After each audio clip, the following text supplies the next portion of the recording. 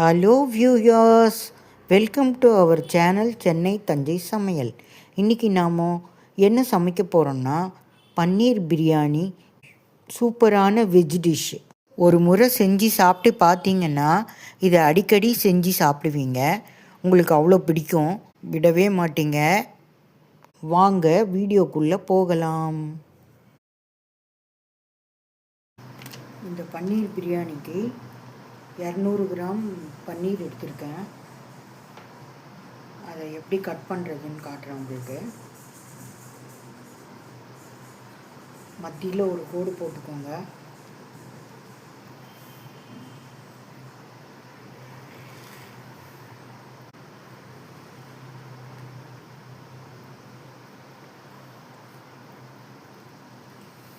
இந்த மாதிரி சின்ன சின்னதாக கட் பண்ணிக்கலாமா.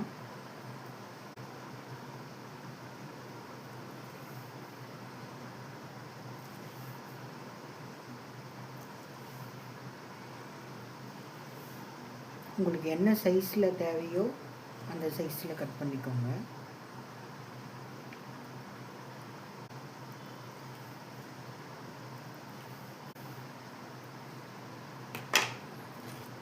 இதை நம்ம இப்போ ஊற வச்சுக்கலாம்.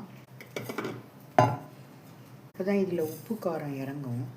ஒரு ஊற வைக்கிறதுக்கு தேவையான பொருள் தயிர், தண்ணீரை போட்டுக்கிறேன். ஒரு 100 ml தயிர்,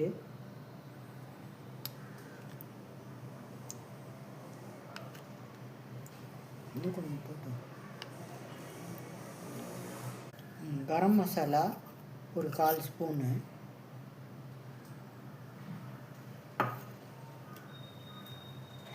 காஷ்மீரி மிளகாத்தூள் 1/2 ஸ்பூன், ஒரு பிஞ்சு மஞ்சத்தூள்மா, உப்பு அதுக்கு இந்த பன்னீருக்கு தேவையான அளவு. இப்போ மிக்ஸ் பண்ணிக்கலாம்.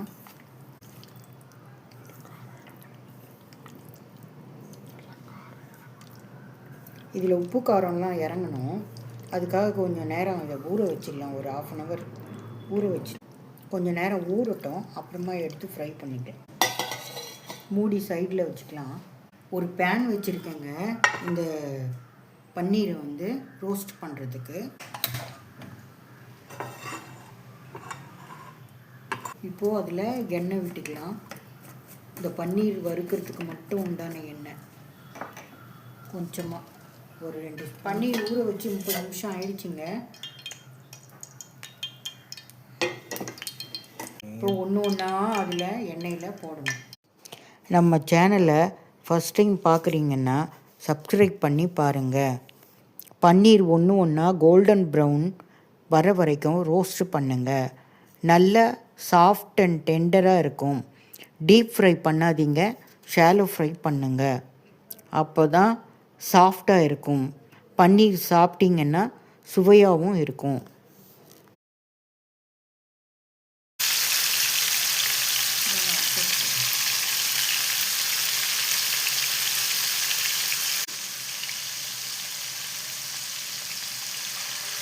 நல்ல வாசனையாக இருக்குது பன்னீர்.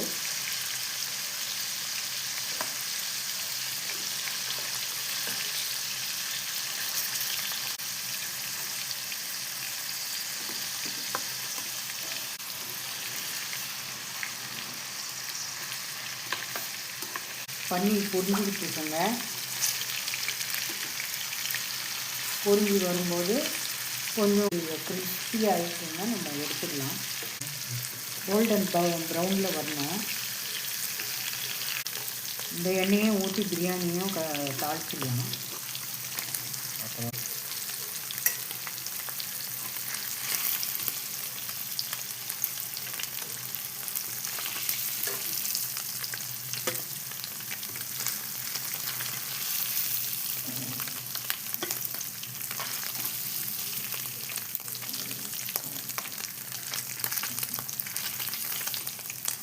ஸ்டவ் பற்ற வைக்கிறோமா பிரியாணி தாளிக்கிறதுக்கு.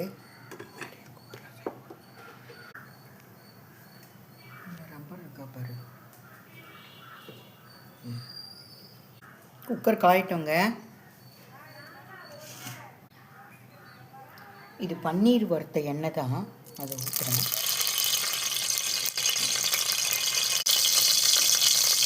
ரெண்டு ஸ்பூன் நெய் போட்டுக்கலாம். குக்கரில் தான் செய்ய போகிறோம். பாத்திரத்தில் செஞ்சு அது ஈஸியாக இன்னும் ஒரு 50 கிராம் எண்ணெய் ஊற்றிக்கிறேன். எண்ணெய் இது காஞ்சிச்சிங்க. நான் இதை போட்டுக்கிறேன்.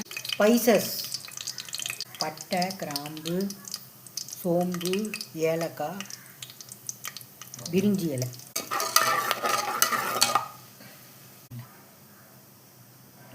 வெங்காயம் போடுறேங்க.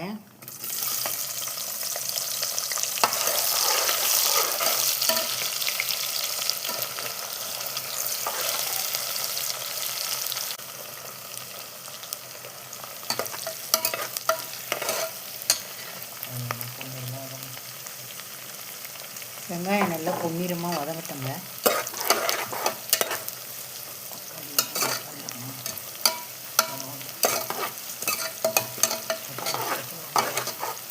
வெங்காயம், 4 பச்சை மிளகா, ஒரு போட்டு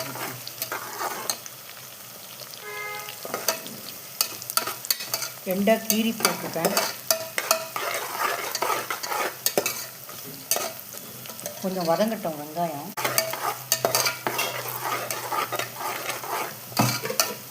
இஞ்சி பூண்டு பேஸ்ட்டு போட்டுக்கலாம். 1 ஸ்பூன் போட்டால் கொஞ்சம் கூட. 1.5 ஸ்பூன் இஞ்சி பூண்டு பேஸ்ட்டு.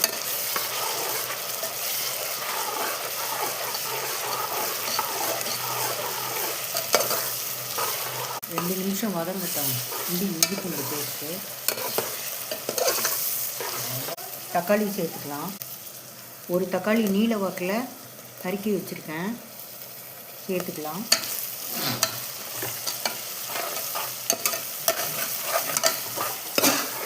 நல்லா குழைவாகட்டும். தக்காளி நல்லா வாசனை வருது.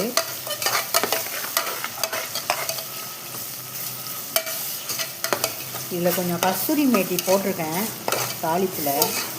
நல்லா வாசனை வருது. உங்கள்கிட்ட இருந்தால் போடுங்க, இல்லைன்னா விட்டுடுங்க. இந்த பிரியாணிக்கு தேவையான உப்பு போடுறேன். அப்புறம் பத்தலைன்னா போட்டுக்கலாம்.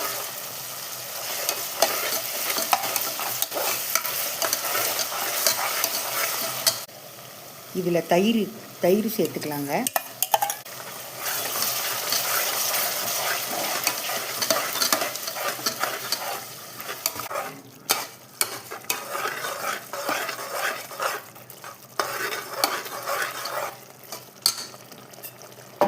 தயிர் சேர்த்து நல்லா கொதிக்கட்டும். அப்புறம் மசாலா சேர்த்துக்கலாம். இது காஷ்மீரி சில்லி 1.5 ஸ்பூன் எடுத்துருக்கேன். கொஞ்சமாக மஞ்சள், ஏன்னா காரம் அதிகமாகிடம்னு தான் நான் காஷ்மீரி சில்லி. 1/2 ஸ்பூன் தனியாத்தூள் எடுத்துருக்கேன்.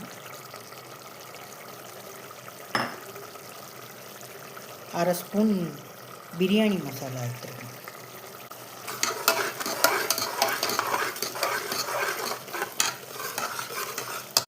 புதினா ஒரு கைப்பிடி.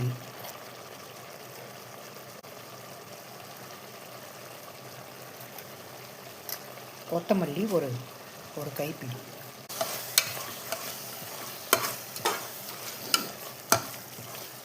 ஒரு 10 நிமிஷம் அப்படியே வேகட்டும்.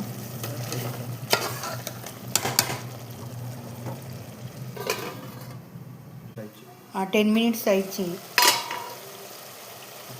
லெமன் ஜூஸ் ஊற்றுறேன். ஒரு அரை பழம்.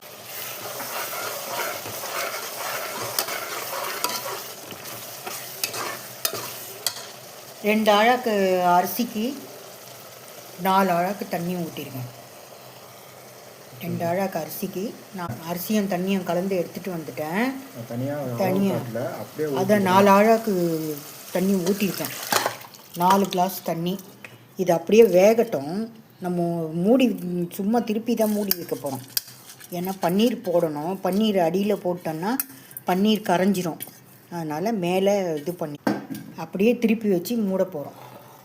அது அரிசி வெந்து வரட்டும். அதுக்கப்புறமா மேலே அரிசி வர வரைக்கும் மூடி வைக்கணும். அது மேலே அரிசி ஃபுல்லாக சாதம் மாதிரி கொதிக்கிற வரைக்கும் நல்லா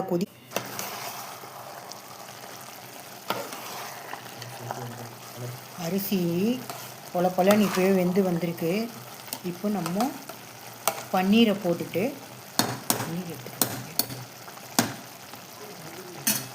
குக்கர் மூடி விசில் வந்தாலும் சரி வரலனாலும் சரி ஸ்லிம்மில் வச்சுக்கணும். பன்னீர் வைக்கிறேன்.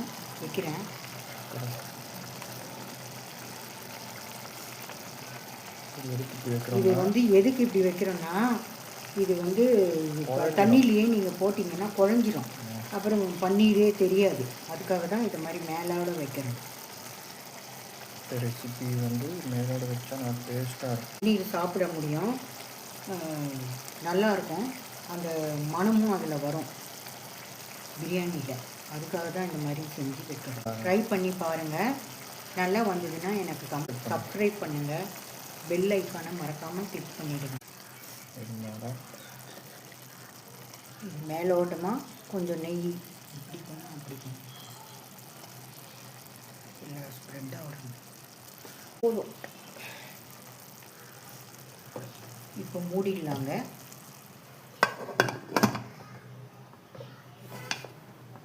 விசில் போடுறேங்க. பண்ணிவிட்டு 10 நிமிஷம் நம்ம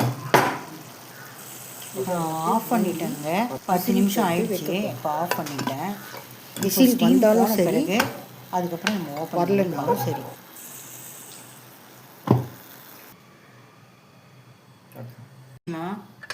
இந்த ஸ்டீம் இறங்கிடுச்சு. இப்போ ஓப்பன் பண்ணுறேன்.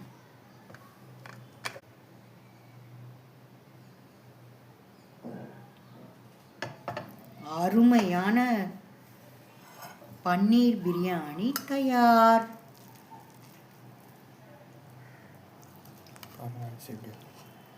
அரிசி பாருங்கள் உதிரி உதிரியாக இருக்குது.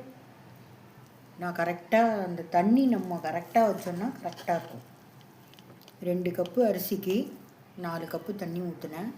அரிசி நல்லா உதிரி உதிரியாக வந்திருக்கு. இந்த வீடியோ உங்களுக்கு பிடிச்சிருந்ததுன்னா சென்னை தஞ்சை சமையலை சப்ஸ்கிரைப் பண்ணி பெல் ஐக்கானை கிளிக் பண்ணுங்கள். இந்த பன்னீர் பிரியாணி செஞ்சு பார்த்து எனக்கு எப்படி வந்ததுன்னு கமெண்ட் பண்ணுங்கள். தேங்க்யூ. மீண்டும் அடுத்த வீடியோவில் சந்திக்கலாம்.